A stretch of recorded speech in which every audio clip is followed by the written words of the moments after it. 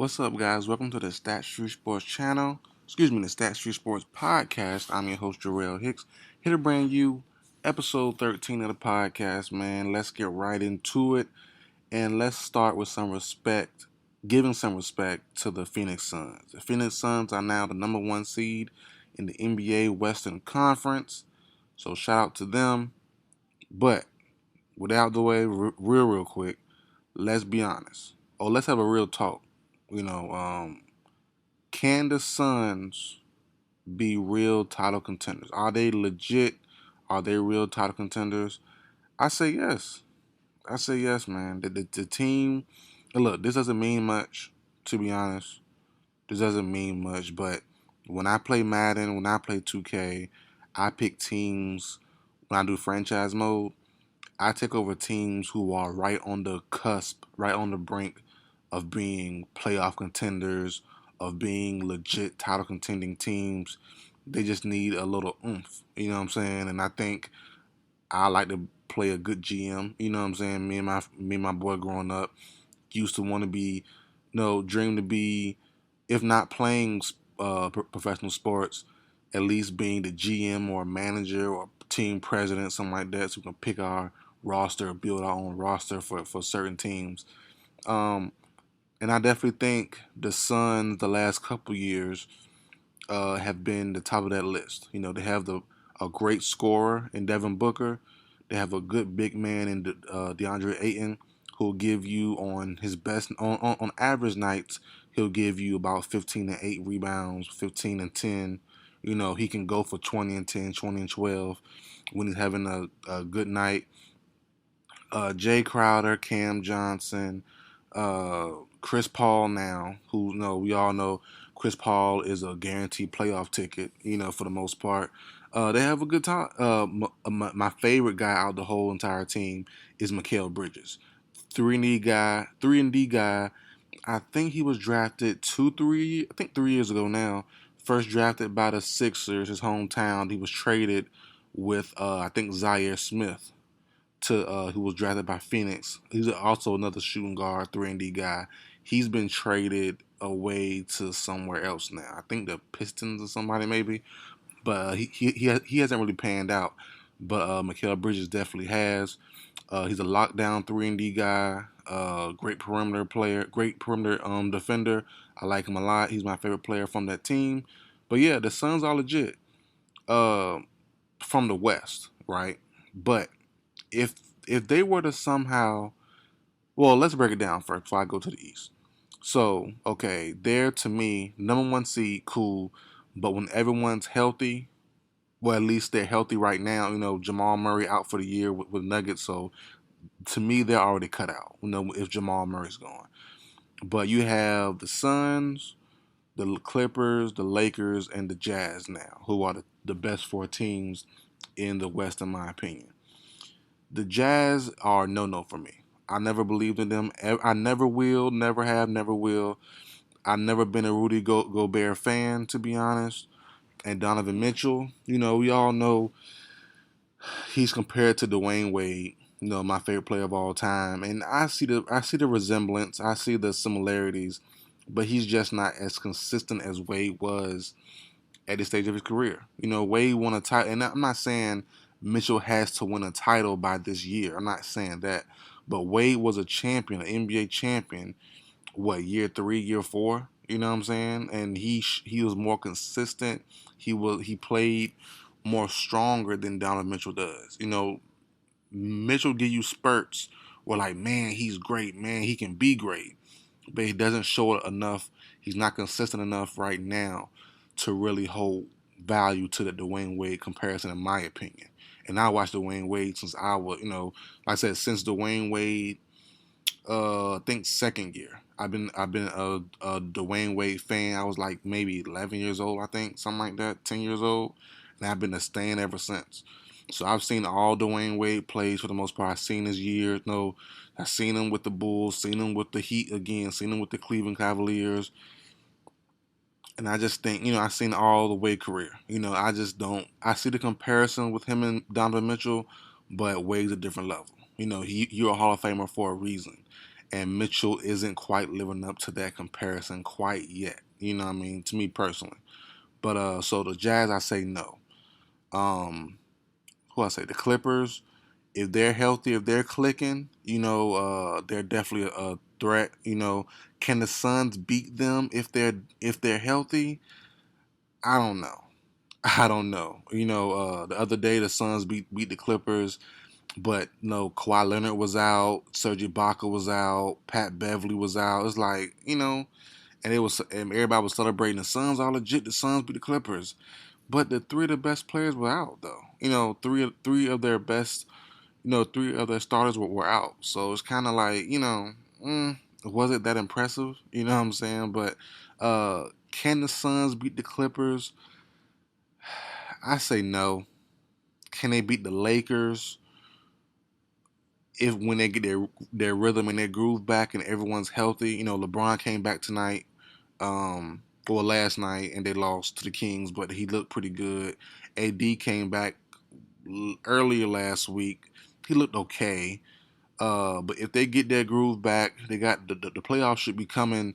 What, June next month? So because the day's May 1st, so I guess can they beat them? No, no. So they're the third best team to me once everyone gets healthy and get their groove clicking. Now, if the Lakers can't get their groove back, you know, the Suns can beat them for sure.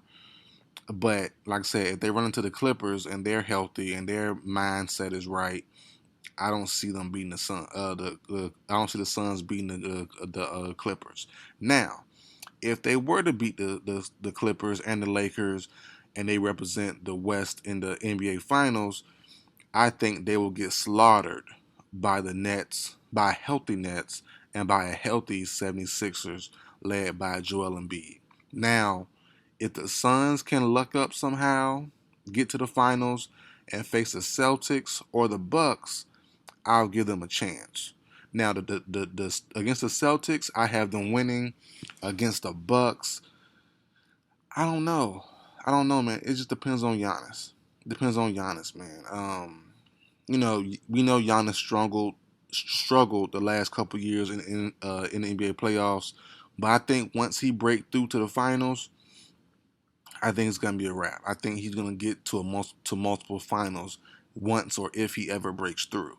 So yeah, so all in all, the Suns are legit title contending team, but they're gonna have to get some luck to get to the finals. And if they do get to the finals, if they face the top two teams in the East, the Sixers and the Nets, I think it's going to be a blowout. I think it's going to be a slaughter.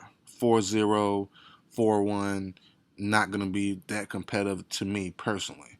Joel Embiid can't be stopped by DeAndre Ayton, and the Nets are the Nets. So what's only team that can beat them, the Clippers and the Lakers, in my opinion.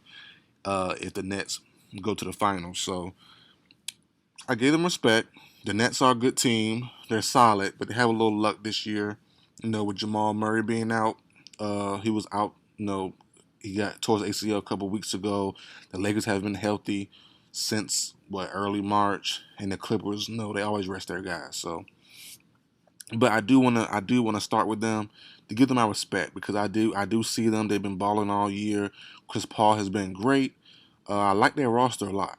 I like it a lot. The team a little bit young. The team's a little bit young, kind of sorta. A good mixture of young and old. Frank Kaminsky, Echuan Moore, Chris Paul, um, Jay Crowder, Torrey Craig. Good veterans, but they have Aiton, Booker, Bridges, um, Tyshawn Alexander. Guys like that. Cameron Payne, who's been in the league for a while, but not a lot of playing time. Jalen Smith, guys like that. So, they have some good guys. They have a good team, but um, they're gonna need some luck to definitely get to the NBA Finals. Tatum went for 60 last night versus the Spurs. If you follow my channel at all, I have Tatum being a top three player in the NBA in like 2 or 3 years. So that's good for me. Every time Jayson Tatum shows flashes and glimpses of great play, I get excited because my prediction, is closer to becoming true. So I love Tatum. I love his game. I love his play style. I love his technique. He's talented.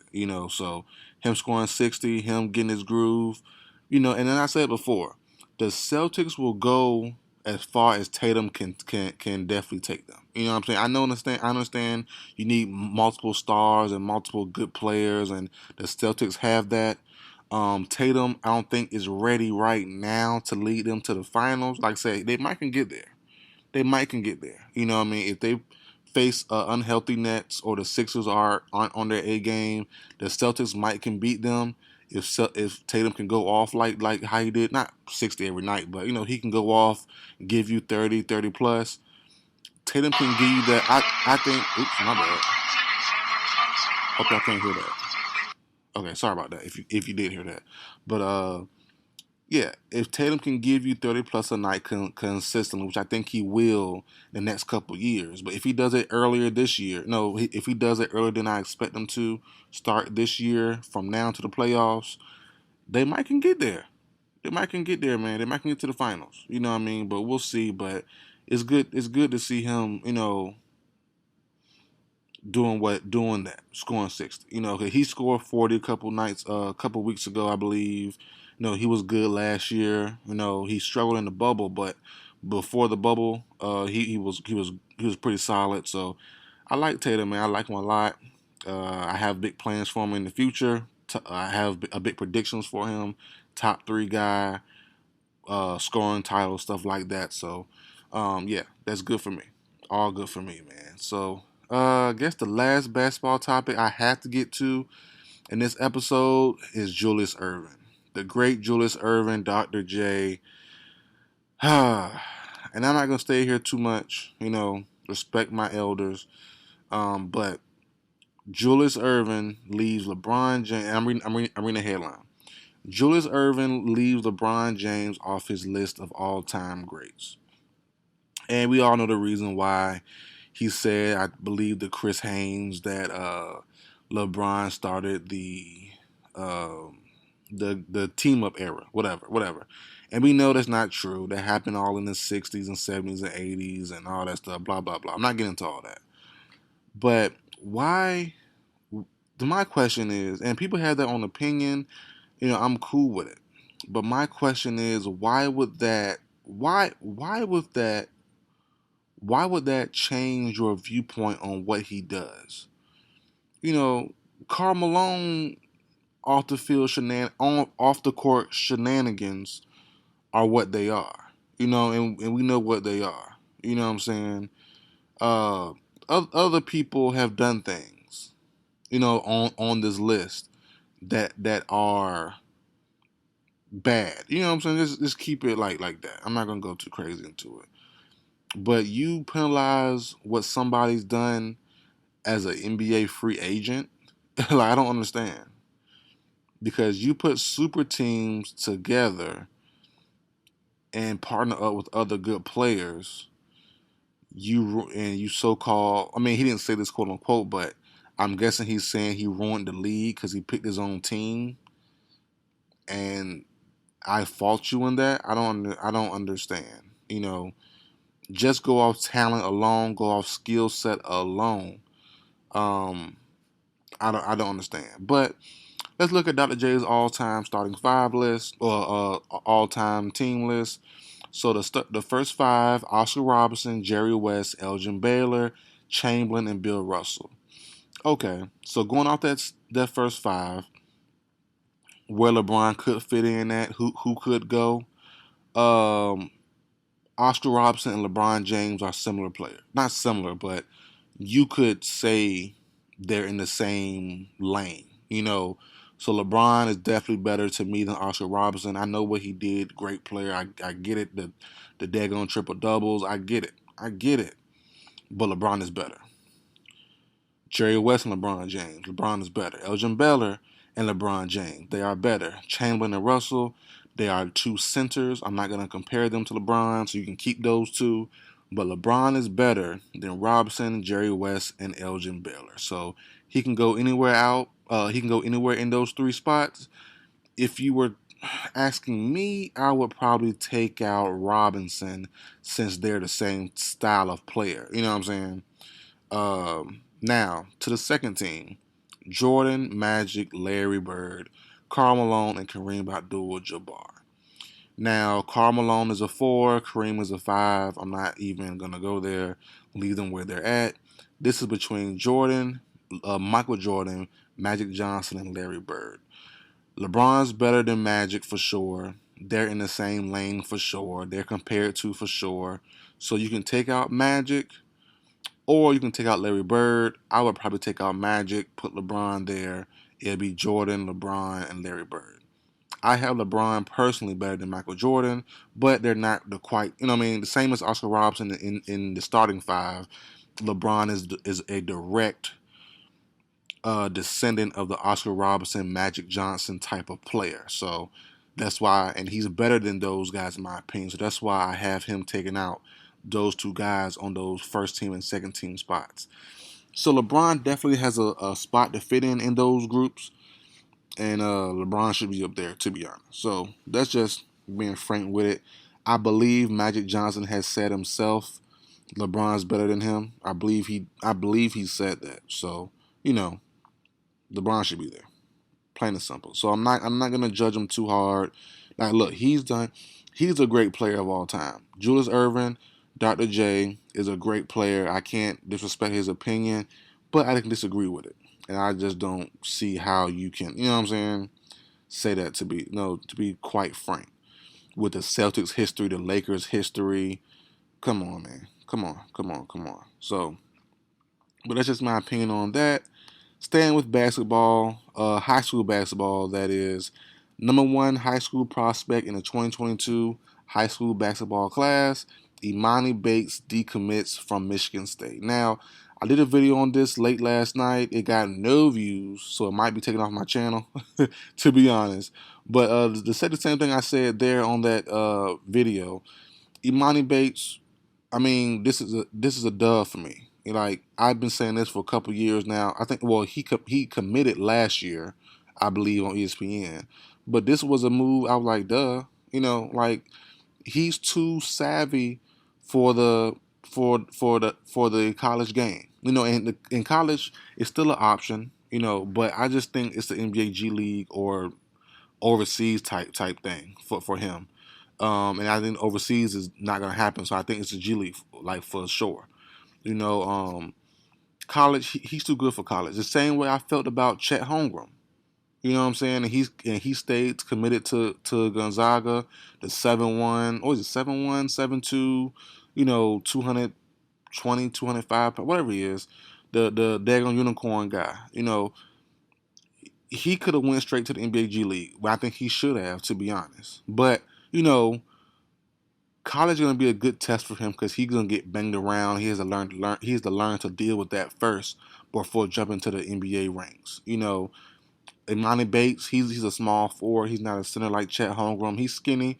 He has the KD frame and all that stuff, but he can do work right now. He can do damage right now, and Chet Holmgren can too. But he's a little different situation. That's why I like Jaden Hardy from this year's class. From this 2021 year's class, the shooting guard. I think from Nevada. He's going to the NBA G League, I believe, because he's still uncommitted now.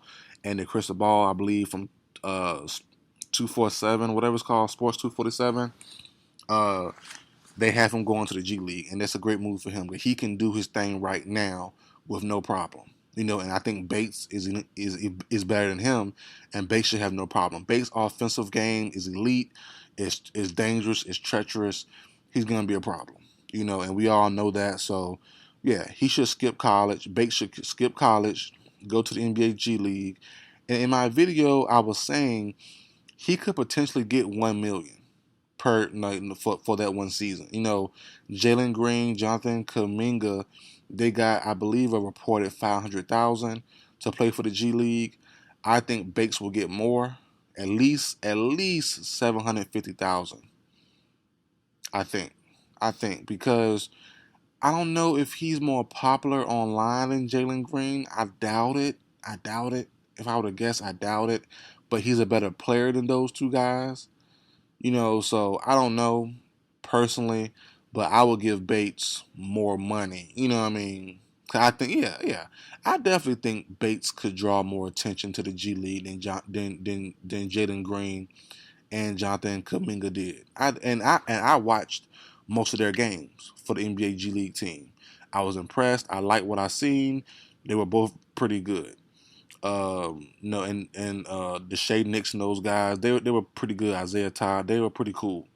But I think Bates will draw more national attention to the G League than those guys will. So yeah, I will definitely give Bates at least $750,000.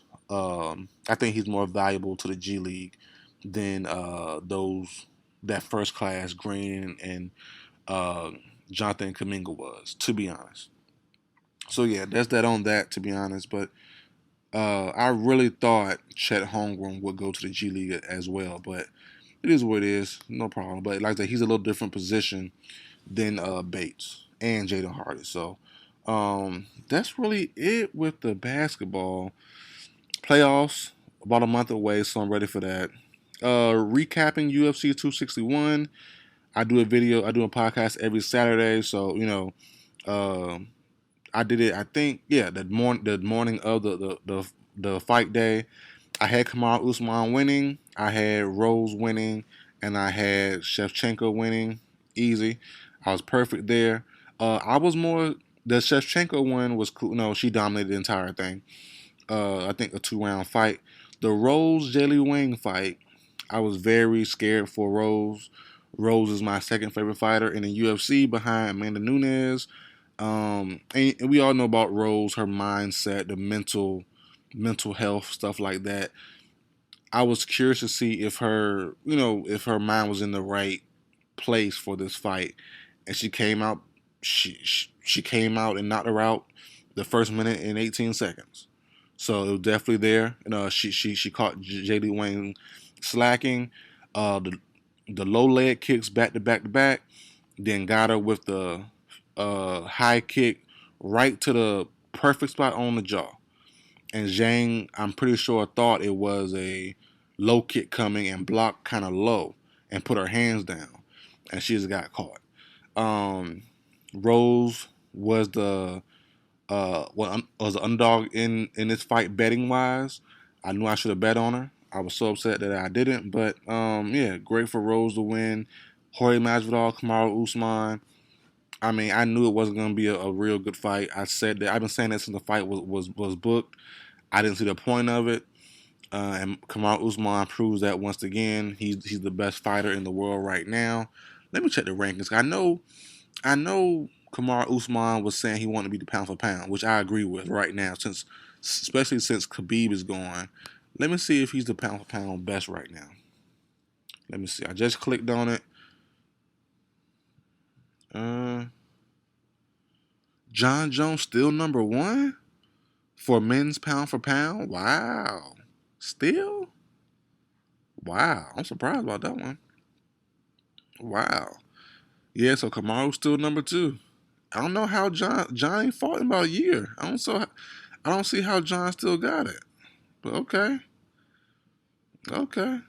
Hey, it is what it is, I guess, huh? Wow, yeah, John still got it. Yeah, I mean, off of Kamaru last three fights, Gilbert Burns, uh, who was the other one? Gilbert Burns. It was Burns before this one, right?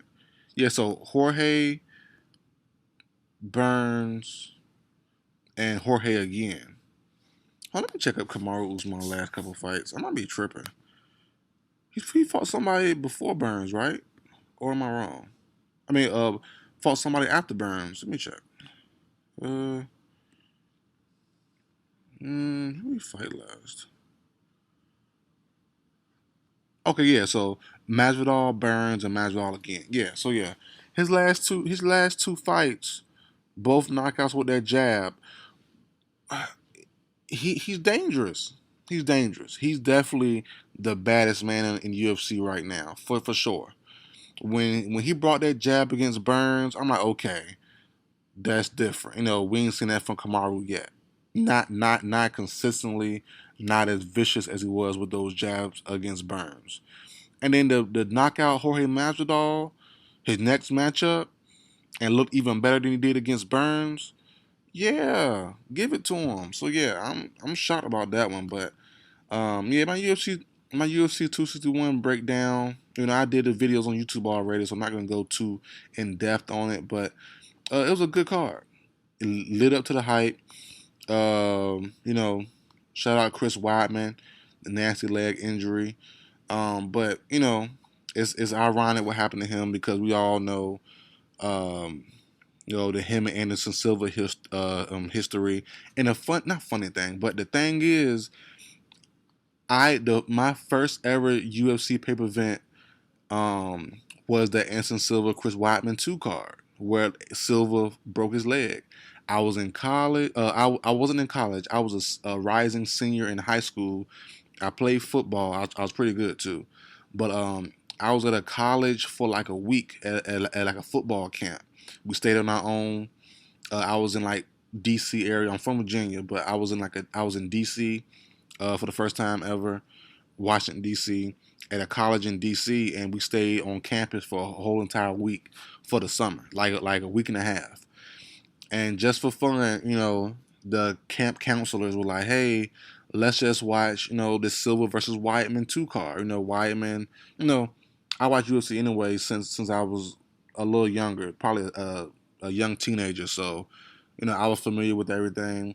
They paid for the pay per view. I mean, we pay a lot of money for the camp, so they paid for the pay per view. Had like a big screen, had popcorn, food, pizza, all that good stuff.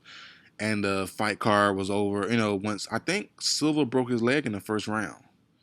So yeah, that was very underwhelming. We walked back to the to our dorms pissed off because the fight was cut so short. Silva didn't perform. His leg was broken in half. So that's my first ever pay per view.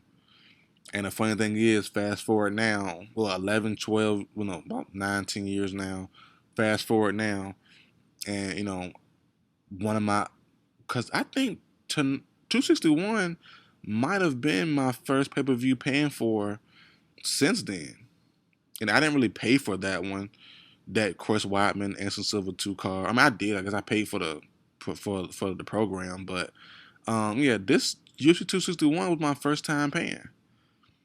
To be honest, everything else I saw for the free, and I ain't gonna say how, but I saw it for the free. So yeah, that's crazy. It is funny. Pretty ironic what happened to Chris Weidman. The whole story there was pretty ironic as well. But yeah, so I've seen both live in real time. Not live, but I've seen both injuries in real time, and I was like, man. And the same thing happened both times. That daggone snap. You heard that snap like that crunch. Like, oh, I just knew it was gone. And to see it was crazy to see. But pretty good card for UFC 261. UFC Fight Night tonight. I think it's UFC Vegas 24, something like that. What the title is, but Reyes versus Prohaska. And look, I'm gonna lie to you. Look, I'm a fan of UFC. I'm a fan of Bellator, One, PFL. I don't know all these guys. And this card tonight looks kind of, from the name wise, I know like two people. I know Dominic Reyes and I know Cub Swanson. That's it. That is it. These other guys, I have no clue who they are, but I'm definitely going to react to most of the main event. The 4 or 5 main event cards. I will definitely react to all of those, but I'm not gonna lie to you. I don't know none of these guys except for Dominic Reyes and Cub Swanson, so I don't know what to expect. Um, yeah, so that's that on that. To be honest. Now going quickly to Bellator, the big fight scheduled. Yoel Romero versus Anthony Rumble Johnson is now canceled. I guess Rumble Johnson gets to move on. Yoel Romero has an injury, a medical injury, a medical concern. He's out to fight now, so that's a bummer because we wait. If you're an MMA guy, not just a UFC guy, I was ready for this fight. I was waiting for it. I was ready. and the fight's canceled. So that's kind of a bummer for that Bellator heavyweight title tournament. But um, it is what it is, man. I'm still. Let me look up Clarissa Shields because she makes her PFL debut sometime. I think May. I think coming up now. Um, so I typed in Clarissa Shields. John Jones surprises Clarissa Shields doing wrestling training ahead of her MMA debut. That's cool, but when's her debut though? Let me see. I just want to see so I don't miss it. June 10th. Oh, okay. So another month from now. Another month? Okay. Against Brittany Elkin in Atlantic City for PFL. Okay. Okay. Cool. So that's fine. Yep. Makes PFL debut on June 10th. So yeah, okay. I got to put that on my calendar, man, because she's a boxing great. She's the best boxer we have right now on the women's side, and I definitely respect her for going and trying something new, going to MMA, and trying something new. So I can't wait to see her fight June 10th. So another month away. I thought it was in May. I thought it was May 10th, but that's cool. That's cool. On to the NFL draft. I'm not gonna go over round one. I did round one already on YouTube. Round two, I'm not gonna go through every pick. I'm not going through most picks at all. But my quick winners: the Jets getting Elijah Moore, great move. The Broncos getting Javonte Williams, great move. Miami Dolphins getting Javon Holland, I like a lot. Um, the daggone Patriots. They had a great free agency. They had a pretty good draft so far. Like the daggone Patriots are not playing games. Mac Jones, Christian Barmore. They got someone else I like too. In the third round, the what's it called? Compensatory pick. They got Richie Grant, the outside pass rusher from where is he from? Where's Richie Grant from? Excuse me, Ronnie Perkins. Excuse me, Ronnie Perkins from Oklahoma. My Falcons got Richie Grant, the safety. The daggone Browns had a great draft as well so far. Excuse me, through the first three rounds. Anthony Shorts, wide receiver from Auburn. He's the fastest guy in this draft. He's a gadget guy right now. They got JOK from Notre Dame. Great move. And they got someone else too. In the first round, I think. I really liked a lot as well. Let me see. Browns. I think a corner. Yep, Greg Newsome. Greg Newsome from Northwestern. So yeah, the Browns had a pretty good draft.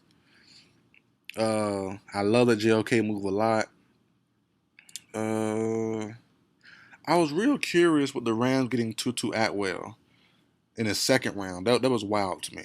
I definitely didn't think he would go that high, but I like him though. I like him. He's only like a buck 50, 5'7", a buck 50. But if he catch the ball, he has any space. He's going to the crib. So I do like that move a lot for the Rams. It's not like it, but I am curious.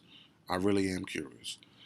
The Panthers had a pretty good draft. They got Terrence Marshall. They got J.C. Horn.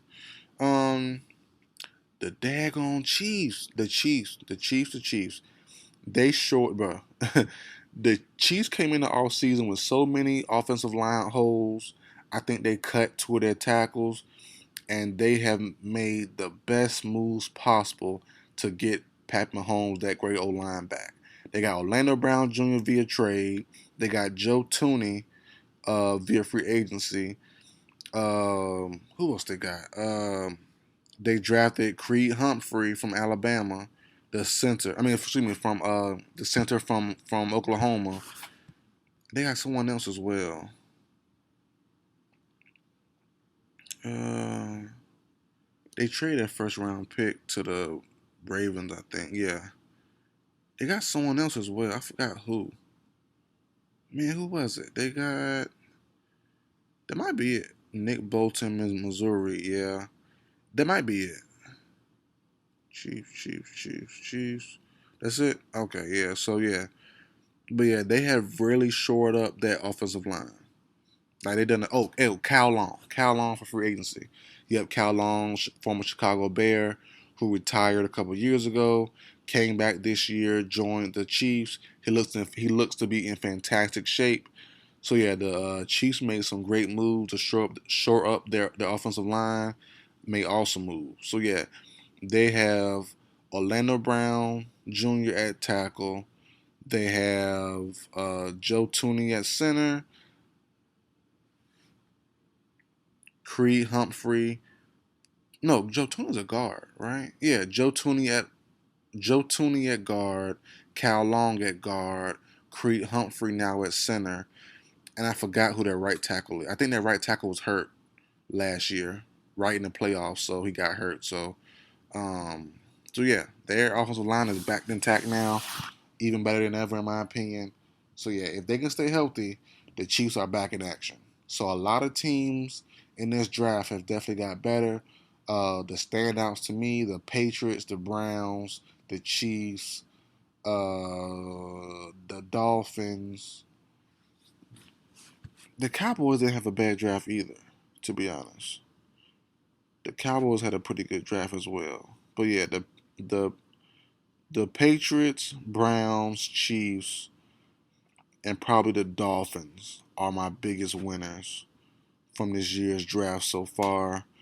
Um, the move I like the most for my day two move, the Minnesota Vikings grabbing Kellen Mond from Texas A&M in the third round. Kellen Mond is my quarterback steal of the draft, whoever drafted him. And to see him go to the Vikings, let me know that Kirk Cousins has about 2 years left, max. 2 years left, max, before Kellen Mond takes over. And if he get hurt, but if no, hopefully he doesn't get hurt. But if Kirk Cousins does get hurt anywhere in between, and Kellen Mond steps in, I think Kellen Mond might take the job from Kirk Cousins um, sooner than 2 years. So I've been saying that for a long time now. Kellen Mond is my guy. I think wherever he was drafted to, he will take over for that starting quarterback.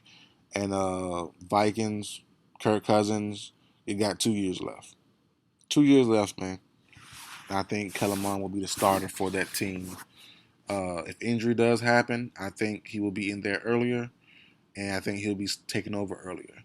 Davis Mills, quarterback, I like him a lot as well. He goes to the Houston Texans right after Kellen Mond is drafted in the top of the third round. What does that mean for Deshaun Watson? I don't know. I have no clue. I have no clue. The Tampa Bay Buccaneers in the last pick of the second round draft Kyle Trask, quarterback from Florida. I didn't mind this, man. I didn't mind it. You know, I didn't watch Trask that much in college, but the game I did see of him was that last college bowl game, and he looked terrible. But Kyle Pitts wasn't there. A couple of weapons weren't there. I don't think Tony was there either. Kadarius Tony, I think he was out as well. So he was missing a couple of his pieces, main pieces. So I'm not tripping off that too much. But the picks were bad. He threw about 3 or 4 picks in the first half, and they were all terrible. They were terrible throws, terrible decisions. But learning behind Tom Brady, we'll see what he can do. Um, I guess he's the heir apparent. I'm guessing. It makes sense to draft him in the second round. He has to be the heir apparent in Tampa. So good for them. I do like Trash. I do like Trash though. He's pretty solid. He's pretty solid. So I don't mind the pick. But with Kellen Mond being there, I do like Kellen Mond a lot more than Kyle Trask. But he has good size. Does remind you kind of Brady, kind of sorta. So but I would have definitely chosen Kellen Mond and Davis Mills over Kyle Trask. But um, yeah, it's a lot of moves, man. I won't go through every move, but a lot of moves I really liked.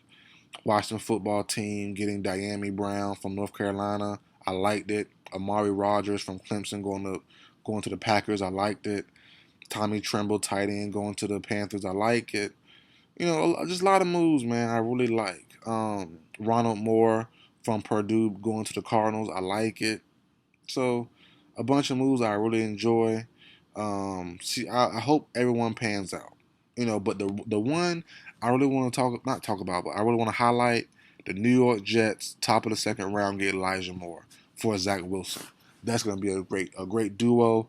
That's going to be a great pairing. I like that move a lot. Um, so yeah, that's really it, man, for the podcast episode. Look, I get you in and out, man. 40 minutes, we in and out. We don't stay too long, man. I don't take your time up.